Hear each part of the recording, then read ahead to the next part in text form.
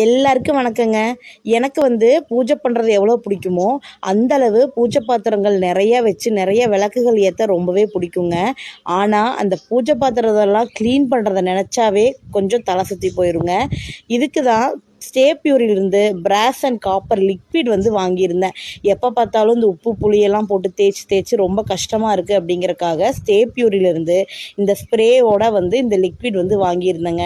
இதை பாத்திரத்தில் ஃபுல்லாக ஸ்ப்ரே பண்ணி விட்டுட்டு ஒரு 2 நிமிஷம் கழித்து தேய்ச்சா இது இருக்கிற அழுக்கெல்லாம் பளிச்சுன்னு வந்துடுது.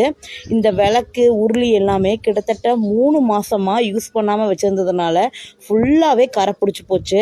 இந்த செம்பு அண்டா தண்ணி ஊற்றி வச்சு புள்ளியாக போயிடுச்சுங்க. இதை இப்போ தண்ணி ஊற்றி வைக்காமல் எடுத்து மேலே வச்சுட்டேன். ரெகுலராக நம்மளால் கழுவ முடியாதுன்ட்டு இப்போது இந்த லிக்விடை போட்டு ஒரு 2 நிமிஷத்தில் பளிச்சுன்னு புதுசு மாதிரி தேய்ச்சி எடுத்துட்டேங்க. இந்த உருளியில் தண்ணி ஊற்றி வச்ச அந்த ஈரப்பதத்தோடு வச்சதுனால ரொம்பவே கலர் மாறி போயிருந்தது. உப்பு தண்ணி அப்படிங்கிறதுனால பாருங்கள், இந்த ஸ்டே பியூர் லிக்விடை ஒரு தடவை ஸ்ப்ரே பண்ணி 5 நிமிஷம் வச்சுருந்து தேய்ச்ச உடனேவே அதில் இருக்கிற அழுக்கு எல்லாமே பளிச்சுன்னு வந்திருந்தது.